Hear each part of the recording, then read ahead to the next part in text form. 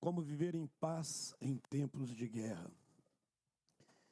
Hoje eu queria refletir com os irmãos um pouco sobre esse tema e eu tentei buscar algumas matérias, algumas notícias para tentar fazer aqui uma ilustração. Vou colocar agora os slides, mas confesso que a mais impactante foi trazida pela Esther aqui, quando ela mostrou aquela imagem de 70 cristãos que foram decapitados. Eu acho que não existe uma imagem que reproduza mais o que eu queria falar e meditar nesse dia, que é o fato de estarmos em guerra e de sofrermos perseguições. Eu ia falar das perseguições da igreja primitiva, mas elas se propagam hoje de uma maneira terrível. Mas pronto, vamos tentar ver algumas imagens. Eu sei que algumas já estão acostumados, os irmãos já viram isso aí durante a semana, nos últimos meses, e eu não vou me concentrar em nenhuma específica, é apenas mesmo para que possamos estar entendendo o que está acontecendo no contexto mundial, no contexto nacional, regional, e nós estamos no meio disso tudo. Estamos aí recebendo isso aí diariamente, nos alimentando dessas informações, recebendo isso como alimento mesmo durante os nossos dias. Alguém já fez o kit de sobrevivência? Alguém já... É o que está rolando, é o que está acontecendo, e eu sei que eu não vou me concentrar aqui em nenhuma questão política. Eu não vou olhar e falar nada sobre se é de esquerda, se é de extrema direita, se é agenda woke ou o que quer que seja. Eu sei que são acontecimentos e coisas que estão aí impregnando a nossa mente, as nossas casas, e a gente tem visto isso. A pilha está fraca, mas pronto, acabou.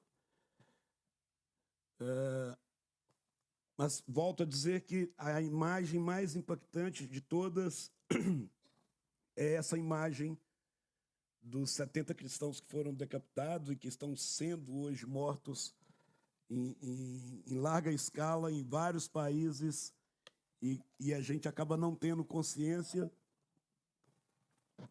a gente acaba nem sabendo o que está acontecendo, e como a Esther disse, vale a pena a gente procurar se informar lá no site de Portas Abertas. Tá? Essas notícias elas causam em nós ansiedade, medo, descontentamento, aflição, né? E sem contar os nossos próprios medos, as nossas próprias ansiedades que estão aqui dentro do nosso microambiente, no microcosmos, o que a gente está vivendo no dia a dia. São casamentos que estão para acontecer, empregos que a gente não sabe se vão ter continuidade, provas que são muito difíceis nas escolas. Enfim, temos aí uma infinidade de coisas para ocupar a nossa mente e para nos trazer medo e nos trazer ansiedade. Na hora que eu estava desenvolvendo essa reflexão, eu comecei a pensar bem o que era medo, o que era ansiedade, e eu resolvi perguntar lá para o Wikipédia, né, para a internet, ali, para aquele site, para ele me dar a definição. E medo, as definições são muito parecidas, então eu queria que prestasse atenção para a gente ver a diferença.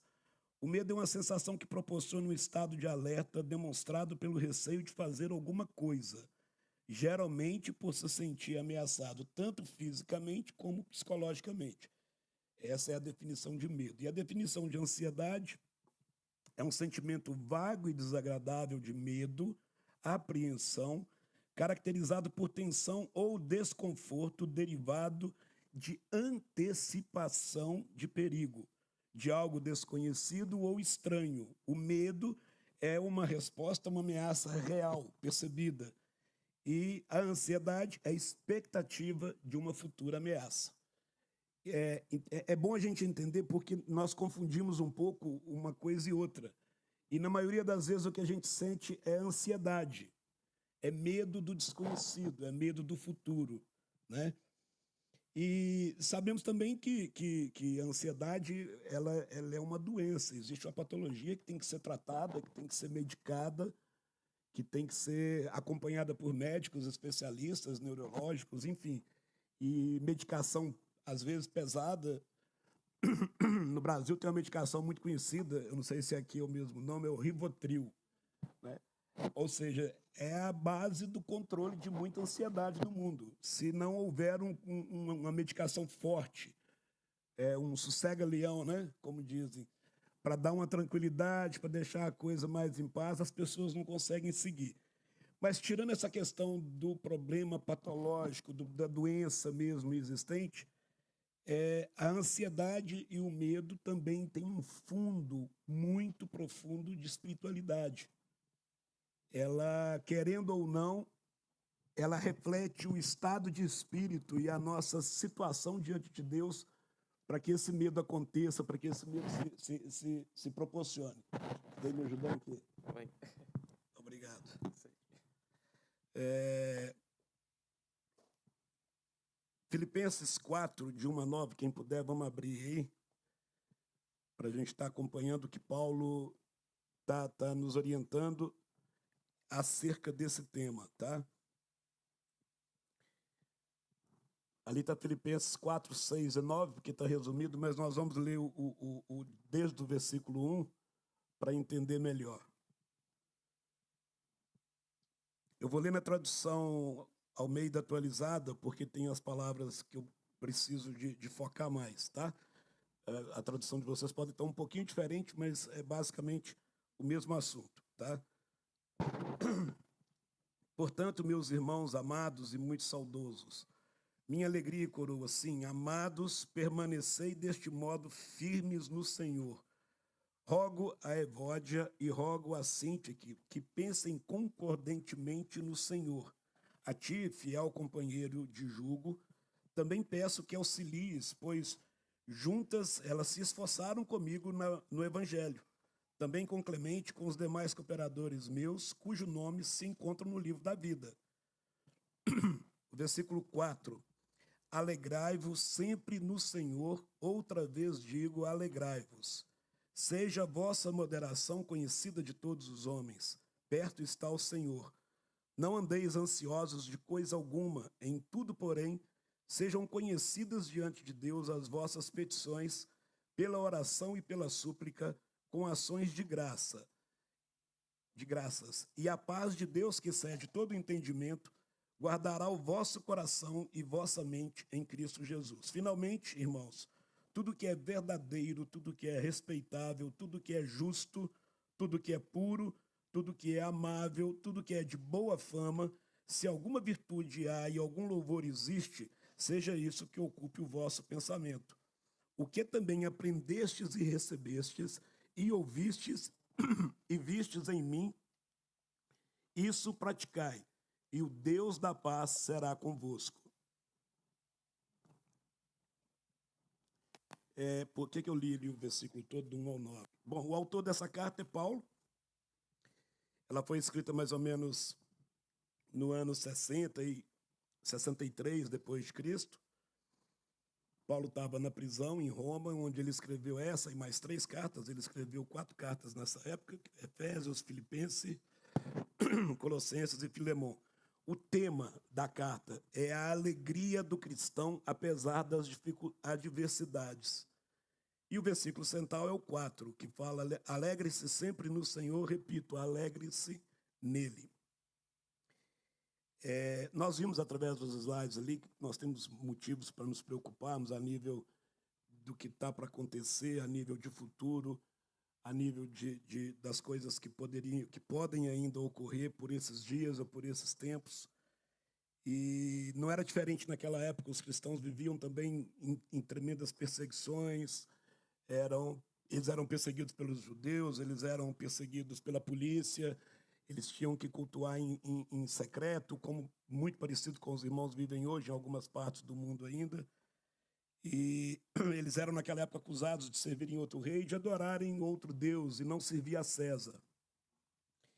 Então, a ansiedade é algo que está ocupando a mente do crente, a mente do cristão sempre. Ela foi introduzida no nosso contexto basicamente na queda do homem. A partir do momento que o homem desobedeceu a Deus e houve a queda, ali houve um rompimento espiritual com Deus e nós passamos então a viver uma angústia, passamos a viver com ansiedade, com medo, e isso vem acompanhando o ser humano e por isso que se tornou uma patologia e é o resultado de tudo que acontece até no mundo espiritual hoje. E Paulo, vendo tudo isso, e ele começa a trazer aqui nesse texto, ele traz 3 orientações bem específicas de como viver em paz em tempo de guerra. Eu sei que cada um deve, as pessoas têm normalmente os seus métodos, as suas estratégias, né, as coisas que você faz normalmente para poder diminuir essa ansiedade, para diminuir esse medo. Mas Paulo aqui nesse texto, ele nos apresenta então 3 orientações. Eu queria começar a falar um pouquinho de cada uma delas, porque elas servem de ilustração, de ensinamento de como nós devemos agir. A ansiedade, ela atrapalha em tudo. Até estar aqui na frente para falar, essa ansiedade, esse medo nos incomoda. Mas vamos lá. No versículo 6 e no versículo 7, não andeis ansiosos de coisa alguma, em tudo, porém, sejam conhecidas diante de Deus as vossas petições, e pela oração e pela súplica com ações de graças. Ele começa dizendo, não andeis ansiosos de coisa alguma. E é interessante que ele coloca dessa maneira, porque provavelmente alguém já chegava e falava, mas Paulo, peraí, eu não tenho jeito, eu tenho que ficar preocupada. Meu filho, eu estou com 2 filhos que agora vão para a faculdade e eu não dou conta de pagar. Nós somos imigrantes e o custo aqui é muito alto, então eu tenho que ficar preocupado. Não posso me preocupar com isso. Ah, mas eu vou me casar agora e tem muita coisa para ser feita até chegar a data do meu casamento. Também não tem que se preocupar com isso. Enfim, tem N motivos que poderiam nos levar a desenvolver esse sentimento de ansiedade, de medo. E o que Paulo está dizendo é que não existe motivo, não existe nada que deva nos preocupar. Nós devemos antes fazer todas as coisas conhecidas diante de Deus. Então, a primeira orientação que ele dá aqui é orar. Façam todas as suas petições serem conhecidas de Deus. E é interessante que a gente pensa assim, mas Deus já sabe de tudo que eu preciso, muito antes de eu pelo menos imaginar que ia necessitar daquilo.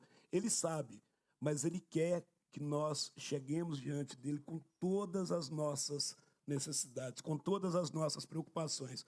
Por quê? Orar é a parte do nosso relacionamento diário com Deus, é através da oração que a gente desenvolve a nossa relação com Ele. E quanto mais eu desenvolvo a minha relação com Deus, mais eu vou amadurecendo a minha fé. Quanto mais eu tenho a minha fé amadurecida, menos ansioso eu vou ficar, menos medo eu vou ter, porque eu vou estar o tempo todo consciente da presença total dele na minha vida e vou entender que não há necessidade de ter medo. E uma coisa que é muito interessante, quando ele coloca tudo, ele está tentando, tudo e todas as coisas eu devo colocar diante dele, ele está tentando mesmo desenvolver a minha dependência dele. Eu preciso de ser dependente total de Deus, eu preciso depender dele para tudo. É óbvio que eu não preciso de orar para saber se vou vestir uma camisa preta ou uma camisa branca, né? Mas eu devo orar sempre pensando na questão da sensualidade da roupa. Não é o meu caso, eu tenho certeza, mas as mulheres precisam de orar se preocupando com isso. É uma preocupação legítima. É saber se estou me vestindo de maneira adequada. Não existe um modelo, uma maneira de se vestir, não existe um molde. É uma questão mesmo de bom senso, de saber como que eu estou me vestindo, como eu estou me comportando. Mas por que eu estou dando esse exemplo? Porque quando Paulo fala tudo, é todos os detalhes. Nós precisamos de tentar entender a implicação de cada coisa na nossa relação com Deus. e devemos de estar sempre orando por todas as coisas para que Deus esteja nos orientando. Ele no texto ele fala primeiro oração, né, no versículo 6, depois ele vem com a súplica. E não sei se os irmãos já pararam para pensar que existe aqui uma diferença entre oração e súplica, né? A súplica é como um grito, ela é um pedido de socorro, um clamor por ajuda, ela é uma declaração de incapacidade minha diante daquele tema, diante daquele problema. A súplica é um pedido mesmo de misericórdia, ela vem de lugares assim profundos, de dentro da nossa alma, ela vem com sentimento, ela vem com emoção, né? Ou seja, são orações que têm lágrimas, têm arrependimento, são aquelas orações muito fortes, tá? E eu gosto de dar, o exemplo que eu poderia dar é o do próprio Jesus, em Lucas 22, do versículo 39 a 44, quando ele vai lá para o Monte das Oliveiras para orar. Aí no versículo 44 ele fala, Jesus estava muito angustiado e orava ainda com mais fervor, enquanto o suor lhe caía no chão como grandes gotas de sangue. Aquilo era um momento de súplica, era um momento de oração intensa, de muito sentimento, de muita lágrima, quando ele tinha medo do que estava para acontecer e orando, pedindo a Deus que o livrasse daquilo, mas depois o texto continua dizendo que ele depois sai, encontra os discípulos dormindo. Mas, enfim, o que eu quero chamar a atenção é que é preciso haver um entendimento que súplica é algo muito mais profundo. É aquela condição em que a gente se coloca diante de Deus como totalmente dependente do que Ele vai fazer na nossa vida em relação àquele tema, tá? Um detalhe, toda súplica é uma oração, mas nem toda oração é uma súplica, tá bem? Ele continua nesse mesmo texto, no versículo 6 ainda, falando agora das ações de graças. Ações de graças são expressões de gratidão a Deus por quem Ele é, pelo que Ele fez, pelo que Ele ainda fará. É reconhecer a bondade, é reconhecer o amor, o cuidado de Deus, é orar antecipadamente. Ele coloca aqui que deve orar e a súplica e ações de graça, tudo no mesmo versículo, ou seja, eu tenho que agradecer antes de acontecer. Eu tenho que crer que aquilo que eu estou pedindo pela fé vai acontecer. Eu tenho que agradecer, mesmo que não aconteça da maneira que eu entendo que deveria de acontecer, mas eu entendo que Ele está ouvindo e que Ele vai me dar uma resposta. Então eu tenho que orar, e as minhas ações de graça têm que ser em relação a essa resposta, agradecendo por isso. Outra vez, Jesus, lá em João 6,11, ele pega os pães, o texto fala que Jesus pegou, João capítulo 6, versículo 11, Jesus pegou nos pães, deu graças a Deus e distribuiu-os à multidão. Fez o mesmo com os peixes e comeram quanto quiseram. O detalhe, ele agradeceu, mesmo antes do milagre ter acontecido, da multiplicação dos pães, ele já orou e já agradeceu. Ou seja, é o sentimento de gratidão. Isso são ações de graça. Existem vários outros exemplos na Bíblia que a gente poderia ressaltar. Depois do versículo 7, é interessante que agora, a partir do momento que você consegue colocar em prática esses ensinamentos, essas orientações de Paulo, no versículo 7 vem uma recompensa, vem uma consequência. E a paz de Deus, que excede todo entendimento, guardará o vosso coração e a vossa mente em Cristo Jesus. Aqui, eu queria primeiro a gente tentar entender aqui a diferença da a paz de Deus e a paz com Deus. Tem aqui uma diferença que é profunda e que nós precisamos de meditar, pensar sobre ela para estar aplicando isso na nossa vida. A paz com Deus não é um sentimento que depende das minhas orações. A paz com Deus é a realidade daquilo que Deus já fez por mim. A paz com Deus é porque estamos em paz com Deus. Uma vez que fomos justificados, estamos em paz com Deus. Romanos 5, do versículo 1, fala assim: portanto, uma vez que fomos justificados pela fé, estamos em paz com Deus por nosso Senhor Jesus Cristo.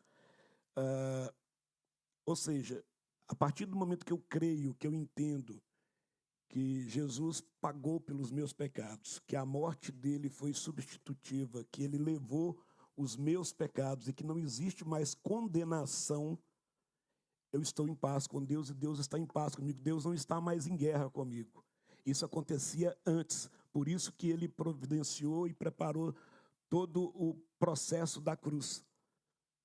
Era algo que eu próprio não conseguiria fazer, eu não conseguiria voltar a ter paz com Deus, mas Deus nos compra, Deus nos resgata e traz novamente a paz para a nossa relação através da morte de Jesus. Quem creu que Jesus morreu pelo seu pecado está em paz com Deus. Tem um ensinamento, algumas repetições que a gente tem feito no grupo, com os PAs também, que não tem nenhum aqui hoje, a gente tem sempre repetido, são 3 fases da salvação. A primeira é que eu já fui salvo da condenação do pecado. Ou seja, essa salvação, ela me traz paz com Deus, eu passo a ter paz. E aí o que acontece? A paz de Deus, ela já é um sentimento. A paz de Deus que Paulo está colocando aqui no versículo 7, a paz de Deus que excede todo entendimento guardará o vosso coração e a vossa mente. A paz de Deus, ela é um sentimento de que tudo está bem. Ela é uma sensação de paz. Ela é a tranquilidade de sentir e de saber que tudo está bem. Paulo usa aqui a expressão guardará os vossos corações, ou seja, a paz, o versículo fala assim, e a paz de Deus que excede todo entendimento guardará o vosso coração e a vossa mente. Essa paz ela é um sentimento de que eu estou orando, eu estou agradecendo, eu estou praticando, eu estou suplicando a Deus, e por todas as coisas da minha vida, por todos os meus dilemas, por tudo aquilo que me traz ansiedade, automaticamente eu vou ser inundado por esse sentimento. É um sentimento de paz dado por Deus, em consequência de fazer conhecido todos os meus problemas. Como eu disse, ele já sabia de todos os meus problemas, mas quando eu vou até ele e relato tudo aquilo que está me afligindo, é o passo para que eu receba a paz de Deus, para que o sentimento de paz me inunde a minha mente, a minha alma, o meu ser, e eu passe a ficar tranquilo em relação àquele problema. E aí eu não vou mesmo andar ansioso, porque essa paz, ela excede todo o entendimento. Ela vai me inundar, ela vai me completar. E eu vou aqui citar o reverendo Nicodemos, ele usa um exemplo muito bacana nessa fala de Paulo, que ele fala que a paz de Deus, que excede todo entendimento, guardará o vosso coração e a vossa mente. Esse guardará é um termo militar, é um termo de guardar, de guarda, de estar guardando, é um termo militar. E o Nicodemos, numa pregação dele, ele explica que é como se a paz de Deus fosse um soldado bem armado, bem protegido, na porta do meu coração, do nosso coração e do nosso entendimento, nos guardando a nossa mente, guardando o nosso coração de todas as setas inflamadas do maligno que vem para roubar a nossa paz. Então, a paz de Deus, eu gostei da imagem de pensar num soldado na porta do meu coração, guardando, me protegendo. Isso é a paz de Deus, ele guardará o nosso coração. E esse sentimento, ele é um sentimento que, como o próprio versículo diz, ele excede o entendimento. A gente não consegue entender muito, a gente consegue sentir. Desde que estejamos buscando de Deus, com certeza não fica sem resposta, a oração não fica sem resposta.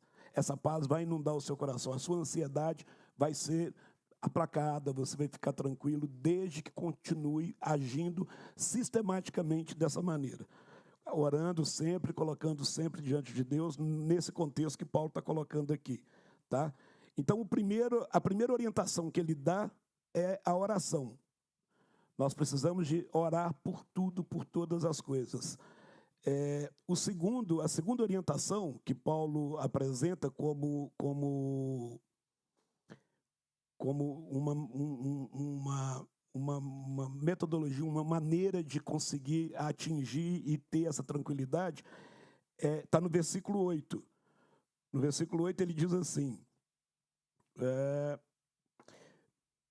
finalmente, irmãos, tudo que é verdadeiro, tudo que é respeitável, tudo que é justo, tudo que é puro, tudo que é amável, tudo que é de boa fama, se alguma virtude há e se algum louvor existe, seja isso que ocupe o vosso coração. Então, a primeira orientação dele é a oração, é orar. A segunda orientação é meditar. A nossa cultura ocidental não valoriza muito a palavra meditar, mas a Bíblia é cheia de versículos nos orientando a meditar na palavra, a meditar naquele ensinamento, a estar meditando, aguardando, enchendo o coração, enchendo a mente. E nós devemos ocupar nossa mente com tudo que é bom. Tá? E eu coloquei aqui algumas coisas, assim, alguns exemplos que são muito interessantes, que fazem parte dessa meditação diária, daquilo que vai enchendo a nossa mente, porque as nossas emoções, quase que 100% delas, são fruto dos nossos pensamentos. Você quer ver que quando eu começo a pensar numa pessoa, num ente querido que já faleceu, eu fico melancólico, eu fico triste, eu fico cheio de saudade, eu começo quando eu começo a pensar, por exemplo, numa prestação que eu tenho para pagar e eu ainda não tenho esse dinheiro na minha conta, eu já começo a ficar ansioso, já começo a ficar preocupado. E assim vai. As nossas reações e as nossas emoções são frutos dos nossos pensamentos. Tá? Então, eu coloquei aqui algumas dicas. Por exemplo, ouvir boas músicas. Prestar atenção nas letras das músicas, tentar entender o que está sendo cantado, o que está sendo falado, meditar naquilo, porque eu não lembro agora o nome, mas eu vi um pregador uma vez falando que nós somos formados nas nossas igrejas pelo que nós cantamos. E faz todo sentido o que ele fala. Olha só. Amanhã, depois da manhã, provavelmente vocês não vão lembrar muita coisa do que eu estou falando aqui agora. Mas vocês vão lembrar de uma música que foi cantada e vão continuar repetindo ela. E vão continuar cantando ela na mente. No dia vem uma palavra, uma coisa que lembra, e você começa a cantar essa música. Então, ouvir boas músicas faz parte. Eu tive ontem, quando eu estava preparando isso aqui, um carinho de Deus, vamos dizer assim, porque meu irmão mais novo, bem mais novo do que eu, e ele me mandou uma mensagem, eu só fui ver à noite, ele dizendo assim, Sandro, fiquei muito feliz aqui. Ele estava emocionado na mensagem, e eu fiquei muito feliz aqui agora porque eu estava lá na internet e me deparei com uma música aqui do Petra. Algumas pessoas talvez conheçam. Petra é uma banda de rock evangélico, cristão, e quando eu me converti e quando eu estava evangelizando com fervor, assim, que era uma coisa absurda, e lá em casa todo mundo, eles não ouviam outra coisa de mim a não ser Bíblia, Bíblia, Bíblia, e eu gostava muito da banda, porque antes de me converter eu era roqueiro, eu adorava, e quando eu me converti eu descobri essa banda, fiquei apaixonado, e eu tinha todos os vinis, aqueles LPs grandões, ele em casa. E meu irmão falando que ficou lá emocionado, dizendo que ficou melancólico, porque ele ouviu, achou e começou a lembrar todas as músicas que ele conhecia. Meu irmão é salvo, é convertido. E então isso é muito importante, porque são coisas que no momento que você está vivendo, você não consegue entender que aquilo tem uma certa importância. Mas a partir do momento que você está fazendo, aquilo fica gravado no seu inconsciente. E o fato de eu ter tido essa postura no início, lá atrás, muito forte, assim, e só ouvia música cristã e tal. Isso foi bom, porque meu irmão foi tocado por isso. Minha mãe se converteu também, deve estar me ouvindo agora, espero que ela tenha conseguido ligar o YouTube lá. O que acontece? Isso são fruto essas ações são fruto de coisas que nós fazemos e que às vezes a gente não dá importância, a gente acha que não é muito importante, mas é. Então, eu coloquei que música por causa disso. As músicas são muito importantes. As músicas, elas vão formando a nossa mente. Aquilo que a gente está cantando, aquilo que a gente está repetindo sistematicamente, vai sendo impregnado aqui dentro. Né? Coloquei também ver bons filmes. Procurar... às vezes é difícil saber se o filme é bom. Então, pede orientação, pede indicação de alguém. Eu não estou aqui dizendo para ver só filme cristão, filme, até porque nós não temos tanta coisa no mercado para ver. Mas existem muitos bons filmes aí com valores, com princípios, com direcionamentos que são bacanas, que ajudam também a formar o caráter, que ajudam a formar o pensamento. Então, também é uma maneira de estar meditando, é uma maneira de estar pensando. Porque quando Paulo fala, é para escolher coisas, as boas coisas. Se você está vendo um filme que ele tem um princípio, você tem que ter a percepção para conseguir entender. Aquele princípio é um princípio que aponta para Deus, é um princípio que aponta para o amor de Deus. Então é um bom filme ali, é algo que vale a pena você meditar, você pensar, tá? Outra coisa eu coloquei aqui que é muito importante hoje, que é uma febre, a realidade da vida hoje isso é a internet, são as redes sociais, né? Então, assim, muito cuidado com quem você segue nas redes sociais, muito cuidado com o que você está escutando, com o que você está ouvindo, o que você está assimilando, comendo, deglutindo ali, porque, às vezes, também eu volto a dizer, se você tem dúvidas sobre alguma... Você está seguindo lá um pregador, seja lá quem for, você tem dúvidas sobre o que ele está ensinando, procura alguém, pergunta uma indicação, pergunta um conselho. Olha, eu estou ouvindo muita pregação desse cara aqui, você acha que é boa, você acha que é bom? Porque algumas pessoas com mais experiência, com mais maturidade, vão poder dizer, olha, esse cara é bacana, pode seguir, que as coisas dele são... Opa, não, para, cuidado, que aí é complicado. Essa semana mesmo, eu não lembro com quem foi, eu dei um conselho sobre alguém que é muito bom profissionalmente, mas espiritualmente ele tem umas coisinhas meio complicadas. Eu falei com ela, não, cuidado. Pode consumir o conteúdo dele a nível histórico, a nível profissional, é muito bom. Mas, teologicamente falando, ele é um cara meio complicado, então vai devagar com ele, tá? E tem muita gente boa para a gente seguir aí nas redes sociais. Muita. Eu acho que hoje quem não goste, não tem quem não tem um telemóvel com acesso à internet. Então, assim, tem muita coisa boa para a gente aprender se souber usar, se souber procurar. E isso faz parte desse conselho de Paulo. É seguir com cautela, com prudência, saber quem é, o que está sendo falado, o que está sendo ensinado. Eu não vou, eu não chego para os meus filhos, nem antes, nem... Eles só ganharam o celular, o telemóvel a primeira vez com 12 anos, todos os três. Nós estamos segurando até 12. E, geralmente era um que ia para o outro, do outro ia para o outro e ia trocando. Mas o que era assim, eu nunca fui de chegar e colocar controle. Não, eu converso com eles e explico isso, o que é bom, o que não é, o que deve, o que não deve. Acho que está dando certo. Aí também não é porque, pelo que eu fiz, eu falei isso com a Lu ontem, hoje de manhã, na hora que estava levando ela para o hospital. Isso é misericórdia de Deus, é a graça de Deus derramada na nossa vida, porque nós mesmos não conseguimos nada de bom. Mas é isso. Então, vamos agora para a meditação da Bíblia, porque eu não poderia também dizer para vocês fazerem tudo isso e não meditar na Bíblia. Ler a Bíblia de maneira regular, diariamente e sistematicamente. É muito importante que a gente tenha que a gente, se não tem ainda, que a gente crie o hábito da leitura bíblica. E, às vezes, eu estou falando por mim mesmo, às vezes você para ler um texto e você começa a ler ali, não sei, um capítulo, 2, não sei como que está seu dia e tal, não entendeu nada.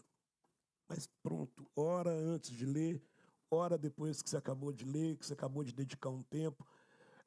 As dicas é assim, é preciso refletir profundamente na palavra de Deus. A palavra de Deus é a Bíblia. É preciso refletir profundamente naquilo que a gente está lendo. E, às vezes, a gente tem dificuldade para poder fazer isso. Então, a dica é pega para ler, tira um tempo, separa um tempo. Eu acho que é muito importante quando a gente consegue criar, quem tem TDAH, geralmente cria os hábitos rotineiros, porque é uma maneira de conseguir com que a coisa funcione. Ou seja, eu vou todo dia pela manhã, eu vou acordar e vou ler a Bíblia. Ou eu vou tal dia, tal hora. Tem que ter uma rotina criada para que a coisa se torne um hábito. E isso é muito importante porque você tem horário para tudo. A gente tem horário durante o dia para todas as nossas atividades, nossos compromissos. E é importante você ter um tempo que você tira de todas as suas coisas e dedica esse tempo para a leitura da palavra, dedica esse tempo para a relação com Deus. Porque o que isso vai formar na sua mente, no seu coração? Isso vai formar que aquilo é importante. Isso vai formar que aquela atitude é importante. Aquela atitude, como eu disse, as suas emoções são geridas por aquilo que você pensa. Muito por aquilo que você pensa. E quando você tem uma rotina diária de leitura da Bíblia, você está alimentando a sua mente com a palavra. E, com certeza, a própria palavra ela se responde o tempo todo. A palavra não volta vazia. Tudo aquilo que você leu, que você provavelmente nem entendeu muito naquele momento, isso é como se fosse lá para um HD lá dentro, para o inconsciente, fica armazenado lá dentro, mesmo não fazendo sentido nenhum ali na hora, mas vai haver um momento em que vai haver a necessidade daquele ensinamento. O Espírito Santo tem um versículo de João 14 que fala isso. O Espírito Santo vai trazer lá de dentro e vai trazer para o seu entendimento. Aquilo que você leu e achou que não fez sentido, aquilo vem, faz sentido e te orienta. Então, é muito importante que a gente tenha tempo para poder gastar na Bíblia. Eu não vou dizer o tempo, qual é, cada um define, cada um tem que fazer essa análise, tem que ter esse tempo, é muito pessoal, mas tem uma expressão que eu gosto muito, que é ler a palavra e depois ruminá-la. Fica atento, todo mundo sabe o que é ruminar, né? Que é o que muito bem, bem explicado. E aí é isso, lê aquele texto e depois fica durante o dia tentando ruminar, tentando lembrar, tentando entender, tentando realmente confirmar aquilo que foi lido, né? Aquilo que foi aprendido. Tem um salmo que eu gosto, que eu acho legal, que fala sobre isso, que Davi mostra que até durante a noite, quando ele estava com insônia ou fazendo as suas vigílias, ele volta a sua mente para Deus em meditação. Está lá no Salmo 63, no versículo 7, ele fala: quando estou deitado, lembro-me de ti. Se fico acordado, medito em ti. Isso é muito interessante, porque quando eu estou falando, e esse estudo aqui, essa reflexão, eu sou mais abençoado com ela, porque eu sou extremamente, não parece, mas eu sou extremamente ansioso. E eu acabei criando alguns gatilhos e algumas formas de lubridiar isso para mim mesmo, para isso não me incomodar. E uma das coisas que me incomoda muito, às vezes eu perco o sono à noite, e aí eu tentando ali dormir de novo, todo mundo sabe o que é perder sono, é muito difícil depois você conseguir voltar a dormir, porque a mente começa, né? E o que eu faço? Eu pego o primeiro versículo que vem na minha mente e começo a concentrar a minha mente naquele versículo.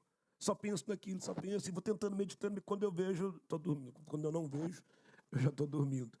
Isso é muito importante, que a gente tenha essa consciência de que os nossos sentimentos são normalmente frutos dos nossos pensamentos. E os nossos pensamentos nós podemos controlar. Os nossos pensamentos nós podemos... Porque é assim, eu não vou falar para você controlar o seu pensamento no dia inteiro, 24 horas por dia, mas eu posso dizer para você controlar o seu pensamento em 1 minuto. É possível, não é? Então, 1 minuto eu controlo o que eu quero pensar. Bom, completou 1 minuto, eu ponho mais 1. E vou pondo minutos até o tempo que for necessário. Mas o que eu quero com isso mostrar é que nós podemos controlar o nosso pensamento e automaticamente as nossas emoções vão estar mais equilibradas. E, de acordo com o que Paulo está colocando aqui, a nossa ansiedade vai ficar mais controlada também. Tá?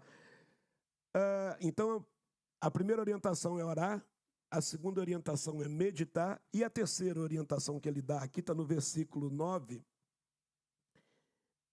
ele fala assim: o que também aprendestes e recebestes e ouvistes e vistes em mim, isto praticai, e o Deus da paz será convosco. No versículo 7, Paulo promete que a paz de Deus nos invadiria se fizéssemos aquelas práticas. E aqui no versículo 9, ele fala que o Deus da paz será conosco depois que tudo isso foi cumprido, depois que tudo isso foi feito. A reflexão é essa, tentar... Eu tenho ficado preocupado com algumas pessoas que eu tenho conversado, e vejo que todas estão com uma ansiedade muito forte, uma ansiedade muito profunda, dependentes de medicação, de medicamento, e às vezes às vezes essa ansiedade não é tão física, ela é mais emocional, ela é mais espiritual. Então, a preocupação, e eu tenho falado com várias pessoas nesse tema, é para tentar mesmo entender isso, tentar mesmo de onde vem, que origem, de onde é essa origem, por que a gente tem esse sentimento e o que a gente pode fazer para que isso mude, para que isso seja diferente, para que a gente tenha uma vida mais tranquila. Aquela foto ali do anjo, com aquela espada, quando eu estava colocando o título, eu lembrei, porque eu lembrei da paz de Deus guardará o vosso coração. E eu lembrei de um anjo e achei bonita a imagem e coloquei. É isso mesmo, a paz de Deus está guardando o nosso coração. Nós temos que colocar isso o tempo todo em entendimento, colocar isso na nossa mente, entender que nós estamos sendo guardados. Para isso é importante que oremos, que meditemos na palavra e praticando as boas coisas. Aquilo que a gente está aprendendo, a gente tem que colocar em prática. Tá bem? Eu queria... Eu tenho uma canção, uma música muito antiga, alguns eu sei que devem lembrar, devem conhecer, e eu pedi o Tom para preparar para a gente, porque tem tudo a ver com essa reflexão, e queria que a gente tivesse agora num espírito mesmo de adoração, de entendimento, e vamos cantar mesmo, que eu acho que vamos conseguir colocar a letra, né? Conseguiu? Não conseguiu a letra, não? Tá, então não tem letra. Tá bem, mas a música é conhecida, vocês vão se lembrar, e é fácil. Nosso Tom vai estar... Vamos tentar meditar nessa letra, meditar naquilo que Deus falou com o seu coração, naquilo que Deus está falando, para tentar entender o que essa ansiedade pode estar fazendo conosco, né?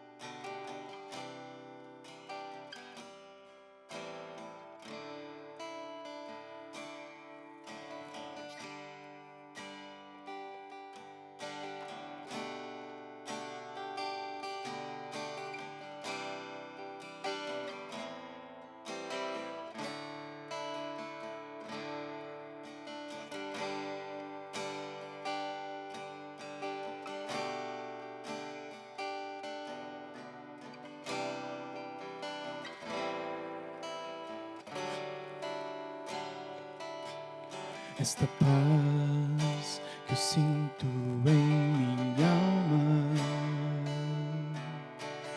não é porque tudo em mim vai bem.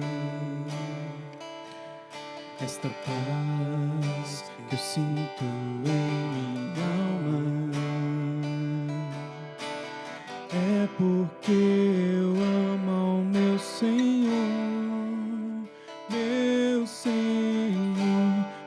Circunstâncias, não, não, não. Olha o seu amor, não me guio por vista. Alegre estou. Não olha as circunstâncias, não, não, não.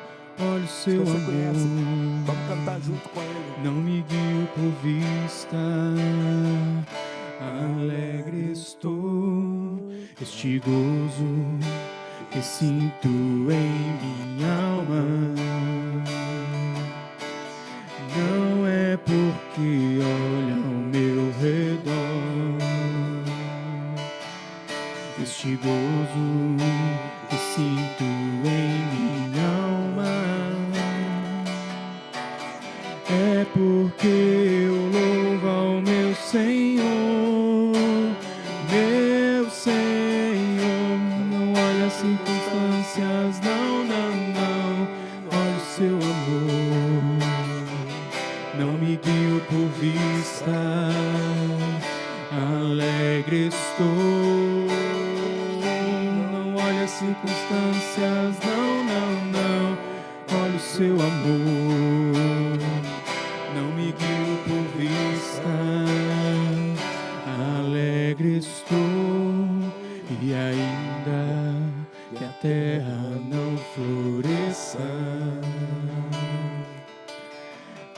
e a vide não deu o seu fruto.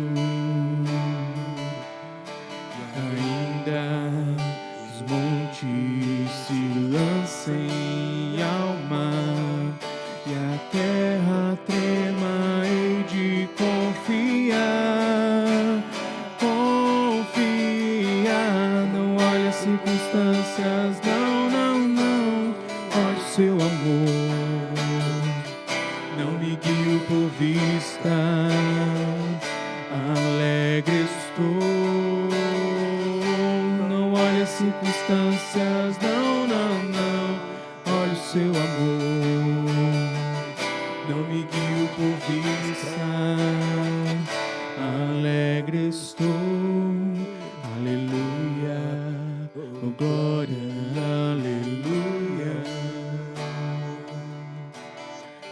Aleluia, glória ao meu Senhor. Aleluia, oh glória, aleluia. Aleluia, glória ao meu Senhor. Mais uma vez. Aleluia, oh glória, aleluia. Aleluia, e glória ao meu Senhor.